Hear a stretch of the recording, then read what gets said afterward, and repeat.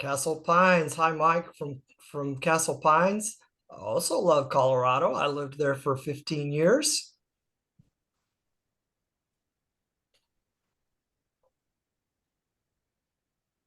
All right. Well, good morning or good afternoon, everyone. Welcome to the restart of SGR's Wednesday webinars. We started doing Wednesday webinars back when the pandemic hit. We did them for a couple of years or more. And then as we got busy traveling and catching up with live training, we kind of put them aside. But, we've had so many people that have said, we would like to have Wednesday webinars again, and we've been excited to start them. And I'm Mike Mallory. I'm the president of Leadership Development and Strategic Foresight at SGR. I'm one of the co-hosts, and joining me is my other co-host, my esteemed colleague, Krissa De La Cruz, who is the Director of Business Development. And welcome, Krissa. And you're going to be, I know, introducing our guest. I want to just say before you do that we want you to share your questions with us, either using the Q&A aspect or also the chat. We'll be watching that. Obviously, we've got so many folks here. We won't be able to get to all of those questions, but after Micah's presentation, we'll get to as many as we can. So with that said, Krissa, introduce our guest for us today. Excellent. Well, we are so excited to have Micah Gaudet here with us today, who you probably already are somewhat familiar with because he definitely has a name in the AI world. He's currently the Deputy City Manager in Maricopa, Arizona, and a public administration expert. I will tell you, Micah has some great information on his LinkedIn page and some other articles out there. So if you don't already follow him there, I would recommend that. But I'm not going to go too in depth because if you want to read the full bio, you can always visit the SGR webpage and see it there. I will go ahead and get to it and turn it over to Micah. Thank you, Krista. Thank you, Mike. Appreciate this. We'll get started here. Let me share my screen and we'll start talking about AI specifically in HR here. So hopefully everyone can see the screen here, unlocking generative AI for human resources. So one of the things we want to do as we go through this Wednesday webinars, and it's really cool, and thank you SGR for inviting me to be a participant in it and help with this out, is as we think about generative AI, we wanted to kind of focus on the different functional areas of local government. And so that's kind of our thought process as we go into this. And right away, we know how critical human resources are for local governments, right? Talent wins everything when it comes to what we're doing. And so we want to start with human resources and talk about some of the ways that generative AI might be applicable, might be helpful within your human resources departments and the different areas you're doing. So first off, why use AI in HR? What's the point of that, right? A lot of it comes down to efficiency in things like repetitive tasks, such as resume screening, interview scheduling.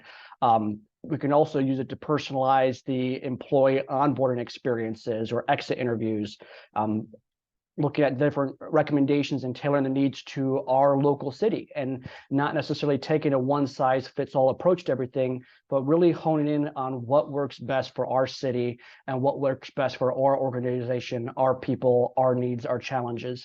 And AI has some really cool tools to be able to help us to do that. And so what I want to show you too is some of basically the three tools that I think are going to be most impactful for HR. There are so many tools out there. It's almost hard to keep track of all the new AI tools that come out seemingly every single minute. But these are some of the three tools that I personally use on a day-to-day basis, and I think you'll find a lot of value from it.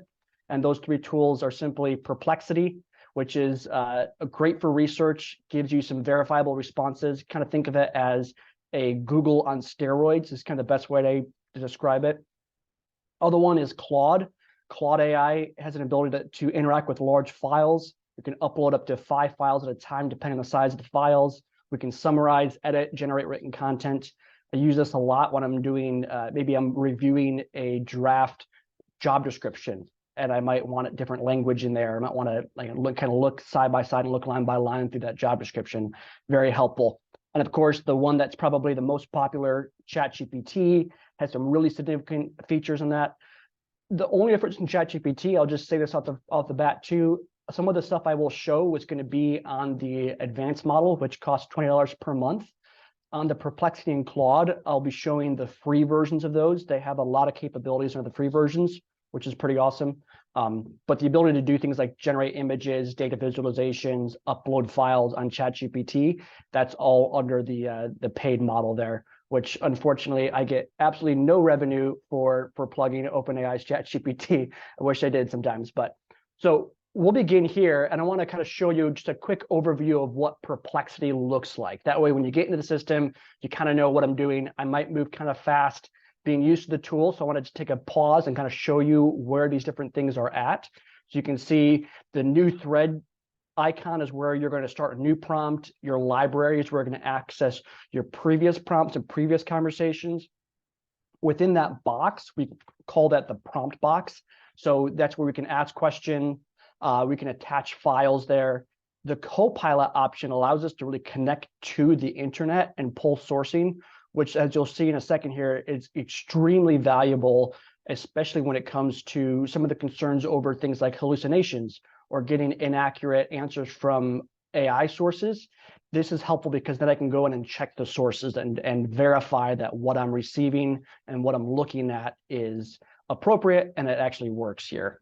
So with that being said, let's go ahead and I'll give you a quick overview of what Copilot does, right? And how this thing actually is going to work real quick here.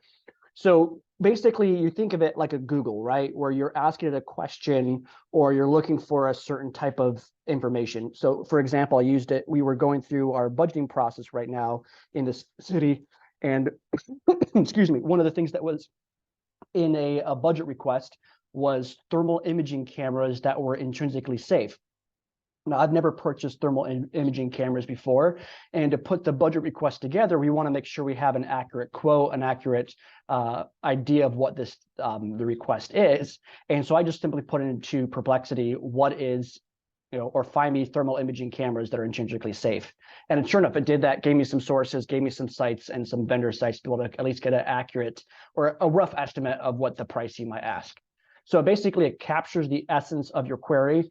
Sometimes it might ask clarifying questions for search refinement. We'll see that in an example here shortly. And then it's going to search a variety of answers across the internet for relevant quality answers. You're going to receive a concise, substantial answers. But again, the key feature to this is the ability to look at your sources and look at what it's actually saying there.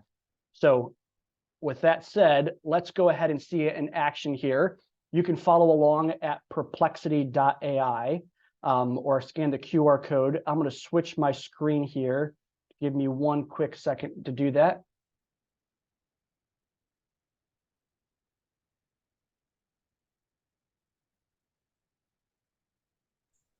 Hey, Micah. Yes. Your reminder is showing on your presentation. The risk, if you can get out of that. Thank you for telling me that. Yeah, I appreciate that. No problem. Yeah, if anybody wants to go to a risk management meeting, happy to have you guys attend with. I'm just kidding. I'm more excited about the birthdays you have coming up to celebrate, Micah. Yes, I try to do that where I put all the birthdays on my team on my calendar. That way, if I see them throughout the day, I can wish them happy birthday. So let me go ahead and share my screen here again. Thank you for that, Mike. So let's go over here and I'll share this side of the screen here so you can see this. So perplexity.ai, and I just searched it here in Google, that we can see how easy it is to pull up and to find. So what we're going to see here is we're going to basically, I've already signed in. You can sign in with a simple Google email password or something like that, like a Google account or just a simple email and password. Doesn't cost anything to subscribe to it or to join in. And we're going to ask it to find a city's progressive discipline policy. So say we're wanting to update a progressive discipline policy, we want to see that. You can see I have Copilot turned on. So I'm going to keep this turned on for now so you can see what happens. It's going to ask the question. Now it's asking me to provide the name of the city I'm interested in. That's that clarifying question. For right now, I'm going to leave it blank and not say a city because maybe I'm just looking across the landscape of any city disciplinary policy to kind of see what's out there. So again, I'm going to understand that question, going to search the web, find these sources, and this is where this comes in, right? Is it talks about how it varies by city and things like that. But as you can see here, I can then go ahead and click on these different links, right? Each of these different numbers here are sources to the information. So let's see if I can make this work here. If I click on this one, hopefully y'all can see this one. I think this is this Cedar Rapids? Let's see if it loads up here. So Cedar City. So hopefully y'all can see that. So right away, not only am I able to, so this is really helpful for drawing information in, right? It's like a Google on steroids, where I can actually go in and see, okay, yes, this is actually a disciplinary policy for the city of Cedar City. Super helpful. I can go in there, go back to the site here. I can look at the one from Salina, Texas. There's one from Iowa. There's one from Durham, North Carolina. So really, really helpful to be able to source information and find information quickly that's verifiable. When we think of how we use Google typically and how Google works with site engine optimizations and keywords and paid ads to put at the top of the list, to me, this is a very, very helpful tool when you're doing research. And I know HR does a lot of research on things like employee costs, on maybe some salary studies and salary comparisons across other cities and things like that. Very, very helpful and very, very powerful tool there. So I'm going to stop the screen here again and go back to my other guy here. Give me 1 second to do that here while we switch screens again.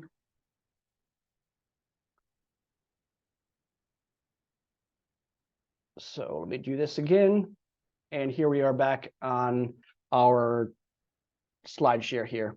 So the next one we talk about then is Claude and what Claude does. Again, a very powerful, very helpful tool here in Claude. So Claude, what this does is, again, it's super helpful. Let's go back here, a slide here. Super helpful for analyzing and updating kind of larger form content in what they're doing here. So I can attach a budget. I can attach things like PDFs or whatnot. One of the ways I've been using this recently is we have a very active legislative session here in the state of Arizona. So a lot of bills are coming through. And so one of the things we're doing is reviewing bills and seeing what the impact may or may not be for the city, right? And so I'm able to attach the bill language here that's publicly available on the state legislators' websites, attach that to the Claude system, and then just ask it to go through and find, what are the new additions, what are the proposed languages, and just kind of ask it basic questions to be able to quickly understand what that is. And then afterwards, always either before or after, we'll always go in and read the entirety of the bill on my own, just to make sure I'm not missing anything or not seeing anything different. So it's kind of helpful for a review of that. This can be helpful too for things like job descriptions or a job application, where I might take a job application I received and then compare that against the essential skills and knowledge and abilities that are required of that job posting, and kind of see how the candidates may or may not rank in that, and how they might how we might be able to bring that candidate for an interview, which is extremely helpful, because sometimes when you're reading through sometimes hundreds of job applications and job resumes and whatnot, candidate resumes, sometimes we can miss some things. And so this is helpful to kind of have a second review. Obviously, again, same idea with the bill review. I'm always reading through the resume on my own too, just to make sure I have that human review of it and that human loop of it, not relying only on AI technology, but using it to augment and see things that I might have missed in the review process. So again, on the breakdown of it, the menu here, your name, your initials there on the right side of the screen there is going to be your settings menu. You can put your prompt there. You can see that prompt box. You can see where we can attach files, and you can see also where you can access your previous prompts. So let me do this now. Let me go to Claude, and let's see this guy in action here. So bear with me 1 second, and let's go to Claude. All right, so here's Claude. So again, very simple, Claude.ai, and pretty simple to use, pretty simple to see here. So you come in here, again, I'm already signed in, so not a same idea with Perplexity, just sign in with an email account, free to use. There's a paid model within Claude that increases the number of prompts you can have in a given time limit. Personally, I've never felt or had the need to pay for the pro version of Claude. So just if you're using it as a power user, maybe you want to think about that. I've never run into that yet. So what we can do here is let's do some job descriptions here within Claude, and we'll see this, and we'll compare the same thing too over in ChatGPT when we get there as well. So for this one, let's say we're going to create a job description for an assistant to the city manager in, I don't know if I'm pronouncing this right way, Framingham, Massachusetts.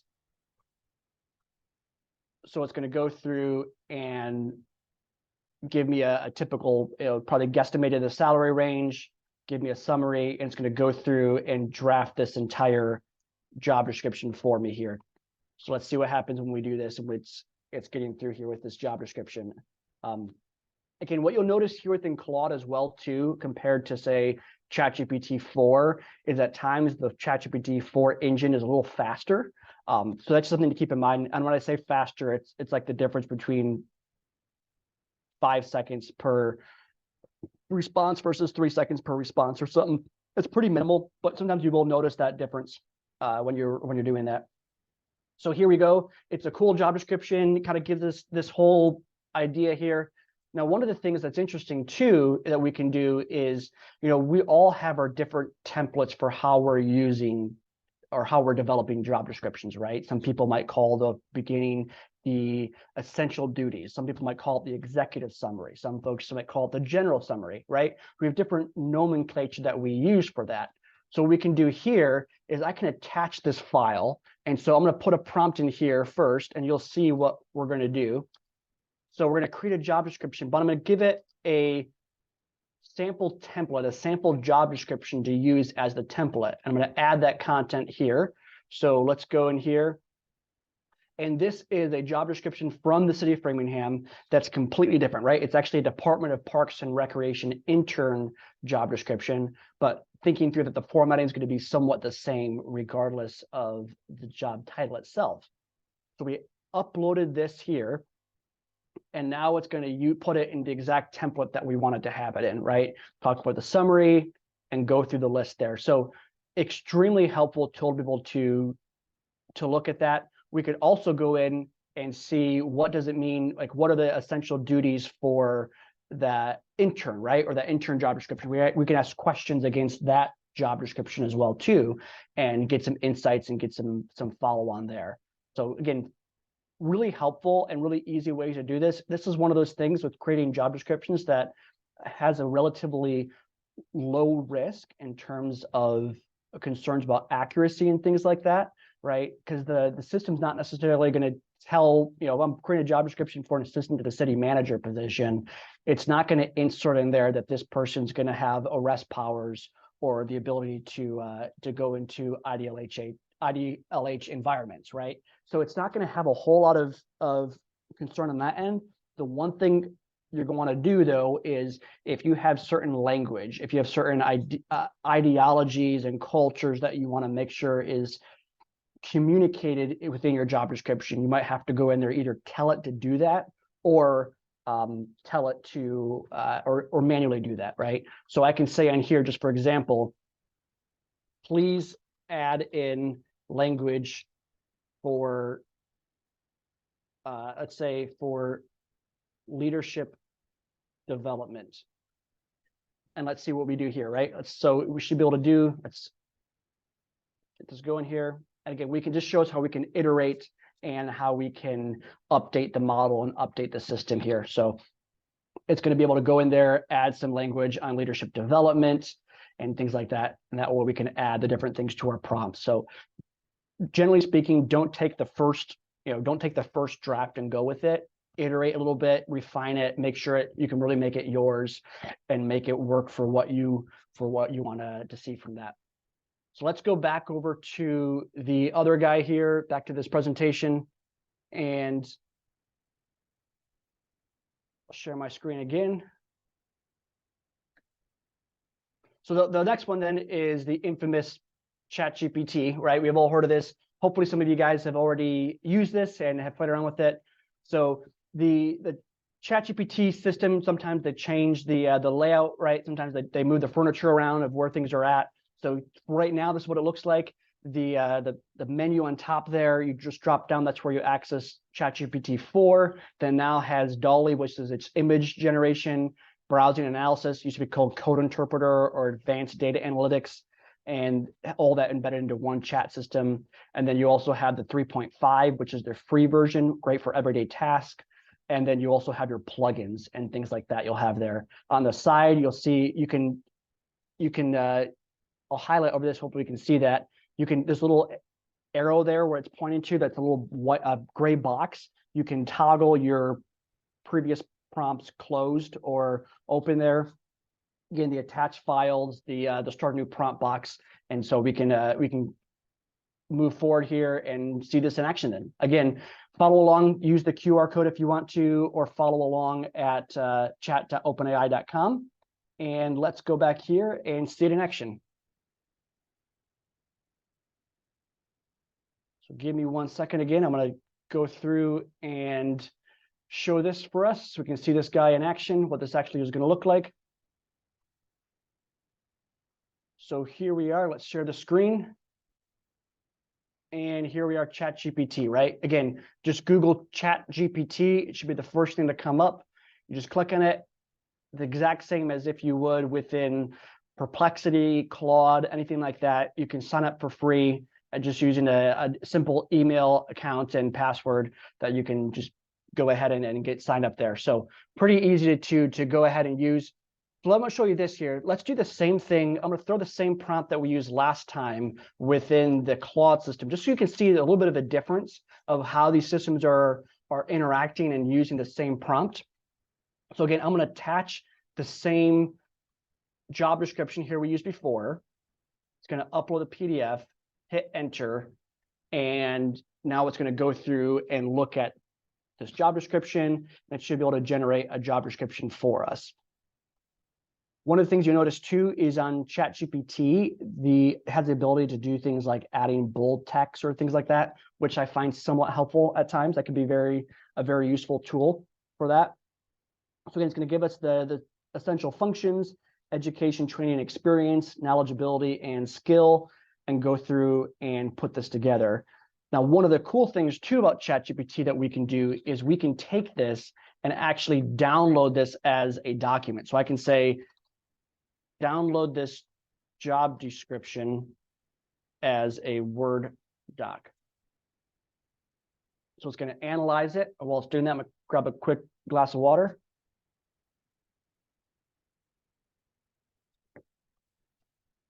So it's going to analyze, look at that in the background. We click on this little tab right here. You can see what it's doing, right? It's creating the document, doing all the stuff behind the scenes here. We're using Python to do that. So it's going to go ahead and analyze it, and then should be able to give me a downloadable link that I can then click on, and then I have that job description as a Word document.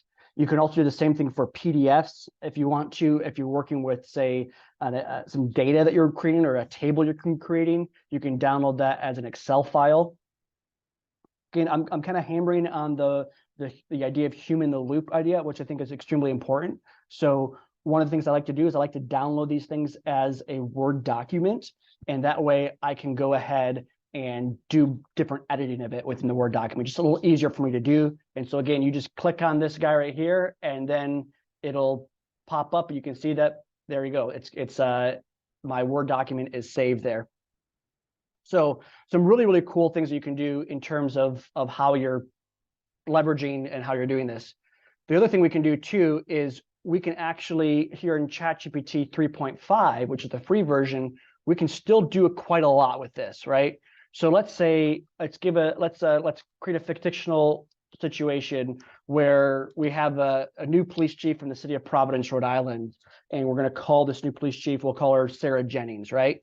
So we want the ChatGPT to create a press release bio for this new hire. Now, last night I had AI draft me a fake bio for this Chief Jennings here. And so here we go. I have this entire bio that I basically just copied and pasted in here. And you can see basically just talks about how this was a former commander or previously a commander in Newport, Rhode Island. So now we just hit enter. I put, again, and this is just copy and pasting into here. I'm not uploading any documents. I'm just copy and pasting the information into here. And we can see here, it's going to create this entire press release for us, right? Talking about the experience that Commander Jennings had in her previous experience, her degrees from the University of Rhode Island and from Roger Williams University. Again, this fictitious situation. This is not a real person, so I just want to clarify that. But as you do press releases or as you do different things like announcing hires of especially key personnel, right, in cities, this can be a very helpful and easy way to draft this, right? You can see within the 3.5 model, it really generated this very, very fast, right? We can even put in there the immediate contact name, the title, the phone number, the email address, and things like that. So really, really helpful tool to be able to do that. Another thing we'll see here too is, one of the important functions that HR plays is in hiring our police officers and things like that, right? So I'm going to show you the difference between what the 3.5 model is doing and how quickly it does it versus the 4 version, how maybe a little more robust that is. So we're going to ask it to create a testing process for sergeants in the city of Morgan Hill, California Police Department. So it's going to go through, give me the testing components, oral board, assessment center, performance evaluation. Again, generated this very, very fast, right? Which is extremely helpful. So we have, you can go through and see the different elements that we have here, different ideas we have. Again, we can kind of go through and iterate this if we have different things we want to put in there from our city's perspective or from the needs of our cities. But let me show you what this looks like then within Dolly, right? So if I say the same thing, it'll probably take a little more time, but what we should notice though is it might be a little more robust in terms of its response. So here we go. It talks about the written examination. Again, you'll see just a quick, example is on the first example, we're getting 2 bullet points and relatively short bullet points in summary. And here on each section, we're getting 3 bullet points and a little more content given to us here as well too. Talking about the psychological evaluation, it's going through and talking about community interaction. So you can see that the 4 model, even though it's taking longer, is giving a little bit more robust answers, which can be helpful, especially when we're developing processes and things like that. Can be extremely useful and helpful though. Another thing we can do here as well is, we're talking about how this can be used in HR. And again, HR, extremely valuable partners when it comes to our recruitment efforts for police departments here. But let's say we want to create an exit interview survey for the city of Tulare, California. So we can use this same thing too. And I'll use an example of creating questions. Think in mind too, how this can also be used for, say, job application questionnaires, right? So we could go ahead and take in a job description, right? And ask it to generate a list of questions based on that job description. So just think of the different tools and ways you can use this, right? Beyond what we're seeing here, let your creative mind go wild with this and see what we can do. So again, you can see a pretty great way to create this questionnaire. And again, the same thing like I did with the job description, I can then take this and download this as a file to be able to see and be able to interact with it better. Maybe I want some of the questions worded differently. Maybe I want to move some of the questions around, and I can do all that within that Word document file by simply downloading this as a Word document, editing that Word document, and then also sending that document out to my team members to be able to collaborate on, get their input, and then use across the organization. Another one we can do too is, onboarding is such an important process for human resources, and we want to have that welcoming and defining moment for our new team members that come on. So let's say we're going to create a onboarding program for the city of West Allis, Wisconsin. I see Rebecca, city administrator here from West Allis on the session here.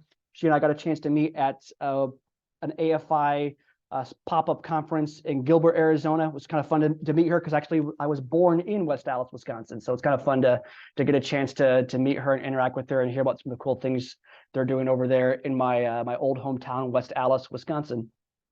So again, it's going to create this idea of what we want to have for an employee onboarding discussion. So if we're not already having these things, or if we have something we want to revamp and revise, this is a great tool to be able to kind of see this and get some ideas from AI to see, okay, what would an onboarding session look like? How do we go about doing that? You can see the time ideas that's giving you kind of rough estimate for timelines, because I asked you to do this within a 4-hour window. So super, super helpful that we can do there. The other one we're going to show here, we'll run through a couple more examples here, and then I'll turn things back over to Mike and Krista for any type of Q&A. So let's just say we talk about the town of Gilbert, Arizona, having met Rebecca there. So let's say we're tasked with writing a comprehensive leave policy that encompasses all types of leave, right? Sick, vacation, administrative, etc. So let's see if we can do this and see if it can cite appropriate laws that may govern that. Sometimes the citation works, sometimes it doesn't work. We'll test it out and see what happens. We'll live on the edge a little bit here. So one of the things you'll notice here as well is in the prompt, I gave it the role, right? I told it to assume the role of a HR director, right? It gives it the context of what you're dealing with and what you're doing. Sometimes I might say I am, and then insert role into my prompt before I give it the direction of what I want to ask. That role idea can be extremely helpful to tailor down exactly what you want the model to, how you want the model to behave and what kind of responses that you want. The one thing I'll share with you too, when it comes to prompting and things like that, there was a recent post on LinkedIn that I saw from an individual who works at OpenAI, and I think he's in the development role or something like that. And he said that the 3 most critical skills to learn in 2024 when it comes to interacting with AI and prompt engineering are listening, reading, or speaking, reading, and writing, right? And I would add in there listening as well too. So when it comes to interaction with AI models, one of the key skills that we have to learn is kind of the basic human communication skills. So keep that in mind too when you're prompting. The basic idea is, talk to it as if it's a human, right? Sometimes I'll go in here and I'll say things like please and thank you, and that's just because when that takes over the world, I want it to remember that I said please and thank you.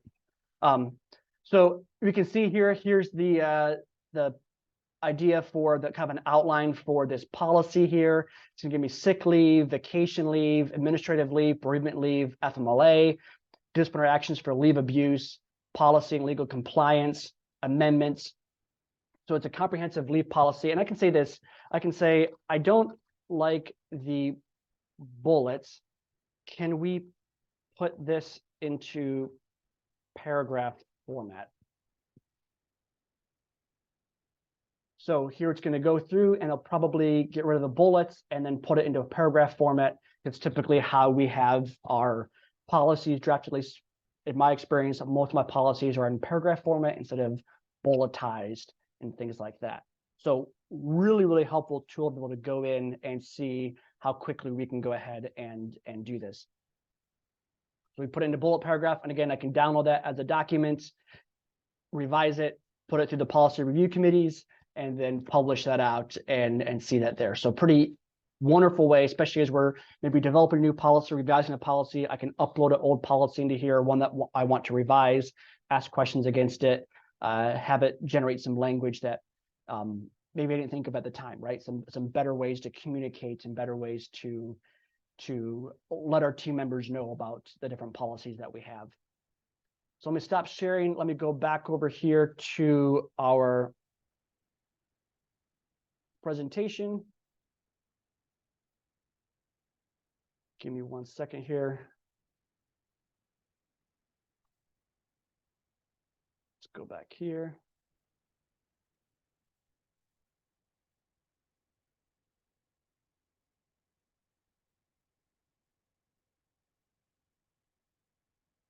Okay. All right, so hopefully we can see this here. Let me just go like this, we can see a little better. All right, the final thing I want to show you through, and I'll briefly touch on this for the sake of time, is these ideas called GPTs, right? GPTs is basically a way to be able to isolate your data within a GPT model. And so, for instance, when I'm asking it questions on developing a leave policy or things like that, it's pulling all of its wide sources of information that it knows about leave policies, that it knows about Arizona revised statutes, it knows about the city of Gilbert and things like that. And so what we can do within GPTs is we can actually tailor this down to only being our own system and ask questions against our own questions, right? So here it is. Here's where you get to, I'll show you where to get to create a GPT. I think this is a very, very useful tool when it comes to HR. I see a lot of applications for it. So I'm going to show you quickly how we would create it, and then show you one that I created for an HR department, or if they want to use it for an HR department, to show what that looks like here. So here within the GPT model, when you go into it, you're going to see kind of how you create the GPTs. Basically, you're going to create it using simple language. This is a no-code solution to doing this. You can upload files that you want to be trained on. You can just tell it, hey, I want to create a GPT I want a GPT trained on my HR policy manual or my HR personnel manual. And you can create those things like that too. You can test out the GPT and see that. So again, let me go ahead and show you what this looks like. And what I'm going to do here, here's what it looks like within the GPT system. So let me go back into ChatGPT itself and show you we can see this. So what we're going to do within the system is just click on Explore GPTs. I'm already in there. And then what we can do is we can either click on Create or View My GPTs. I'll click Create so you can see what this looks like. We can go in here. We can say, create a system that allows me to ask questions against my city's personnel manual. I'm not going to hit enter. I don't want the system to start working on that. Just want to show you how easy it is to do this, right? I can do this for personnel manuals. I've also done this for something like a city code, right? I can upload all my code documents into there and have a GPT that's just trained on my city code. So you can do that. What it'll do is it'll go through, create an image for you for a logo. You can go in here to configure. You can change the name of your GPT, add a description to it, give it some custom instructions, like what do you want it to avoid doing. You can add these different files to it as well that it can be trained on, give it capabilities like web browsing, image generation, code interpreter, and whatnot. So let me show you what this looks like in kind of real life. We'll go to my GPTs over here, which is all of my different GPTs that I have. And let me see, where is this guy here? Give me a quick second to see if I can find this. I'll load more. There we go. So this Arizona State Policy Guide is one I created that what it does is it's trained on the Arizona State Employee Handbook. And so I uploaded that, told it to only answer questions on the Arizona State Employee Handbook. So I can say, what are the requirements for taking FMLA? Just going to think through, ask these different questions here, and it's going to give me answers that are only from this policy, right? Which is extremely helpful because sometimes we have different policy language, sometimes we have different policies, right? So, for instance, the city of West Allis, Wisconsin, you know, a phenomenal city that got to be to live in for a number of years. They might have a different policy on, say, progressive discipline than the city of Maricopa does, right? And so when I ask ChatGPT a question about progressive discipline policies, I really want my employees to only get the answers from my own policy, right? I don't want them to necessarily get confused by looking at something from Gilbert, Arizona, from West Allis, Wisconsin, from Fort Collins, Colorado, or things like that, right? I want to be isolated to my own system here. And so you can see that it's going to give me these answers. These are answers directly from the Arizona State Employee Handbook. And one thing we can do too as well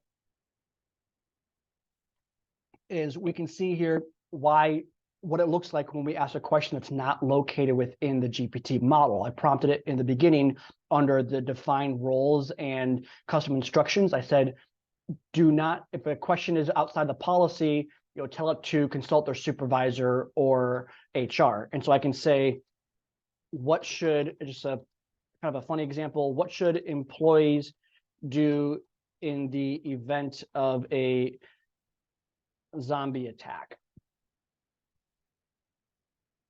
And so you can see here that custom instruction I gave it of, I can't find the answer, consult with your supervisor and or HR was put into the prompt. And that way I know that all the answers I'm getting from this is going to be directly sourced from the HR policy manual for the state of Arizona. So with that being said, I hope that is helpful. I hope that's educational, be able to see what you can do there. Some really great applications, especially the GPTs, what we're able to do there, and to see how we can really tailor these things. You think of, our different codes, our HR policies, onboarding, things like that. So many applications and things that, these are just some things I've learned too over the years. And I'm sure that I'll learn more interacting with you all as you do this on a day-to-day basis too. So hope that's useful. Hope that's helpful. Again, thank you, Mike. Thank you, Krista, for inviting me to participate and to join this journey with you all. Wow, Micah, thank you so much. This has been awesome. I don't know about everybody else, but this is one I'm going to have to go back and watch on the YouTube channel just to make sure I'm getting it. Krista, tell us a little bit about that, what we can do if we want to watch it again. And then Micah, I got a couple of questions for you. Sure. So we do have this recorded and it will be available shortly on the SGR YouTube channel. So it's just youtube.com/government resources. You can also, I put the link in the chat as well. I'll drop it again in just a second, just for those of you, so you don't have to scroll too far back. But you can link, there will also be a link on our webpage. You can follow our Facebook page and see it there. We have it streaming live right now on the SGR Facebook page. So feel free to like and comment, share, etc. Subscribe to the YouTube channel so you get those updates. But and then, of course, if anyone has any issues or trouble accessing or questions, feel free to contact me and I'll put my email in the chat box as well, just in case. Yeah, thank you, Krista. Absolutely. Micah, the biggest questions we've gotten have been around security and confidentiality for applicant files and so forth. What's your take on the security issue? I think it's important, right? And so a couple of things I'll mention is that, number one, if you notice in the prompts that I gave it and the files I uploaded, all that information is publicly available information, right? I'm only putting in information that's already accessible on, it's online. Anyone can go online and find the job description for the Parks and Rec intern in Framingham, Massachusetts, right? When it comes to things like resumes and whatnot, one way that we can kind of help out with that is to anonymize the data. And so what I might do is I might get rid of the name and address and everything like that and just keep in, say, the body of the resume and use that to analyze it. Or I might have my resume separated and just say, okay, what are, based on the job description, based on the job posting, what are some essential skills that I should look for within this job posting, right? And so if you're concerned about security, there's other ways you can manage that. I'm not a lawyer, don't even play one on TV either. So definitely consult your legal team and your risks team to see what's appropriate for you in your city. There's probably not a one-size-fits-all approach to it, Mike. Yeah, that might be something that we collaborate with you and our AFI and strategic foresight team to come up with some helpful answers for, because we had a lot of the questions kind of related to that. And I know everyone's concerned. And one connected to that is how to convince others, leaders, and then say other departments, maybe IT, that, okay, we can do this. So those are going to be issues I guess everybody has to kind of work through, right? Exactly, Mike. And again, for me, I put in information that's publicly available, right? This is information that's already online. You can do a Google search and find the information online. It's a city budget that's published. It's a job description that's published. And so when I'm putting it into the model, into the system, I'm not jeopardizing any type of security thing because it's already publicly available information out there. Yeah, great. Well, thanks so much. Micah is going to be back with us the first Wednesday of every month. So March 6th, yeah, he'll be doing another webinar on AI matters and related to local government. So can't wait for that one. And if you are interested in maybe having our strategic foresight or AFI team come and do a workshop for your organization, we can do that. We've got Halson Lay, our manager of strategic foresight, on with us. Halson, you want to say anything about workshops?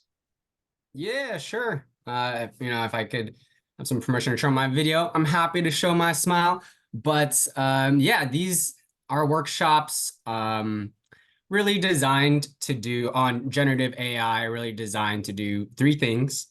To provide an introduction to AI, to automate at least one task off of participants' plates. Some of the things I've seen are pretty significant, like creating policy that used to take 30 hours down to 30 minutes. It was like the relief that was on their face was really satisfying. And yeah, and then the third is to wrestle with the big questions, right? I hear a lot of concerns around privacy and there's other ethical implications that come with using a technology as powerful as AI. And so we hold space to talk about them. So I think that's really what we do, is get local governments started on their AI journey. And we've noticed more and more of our participants are using the opportunity to begin training their own cities on AI. So yeah. All right.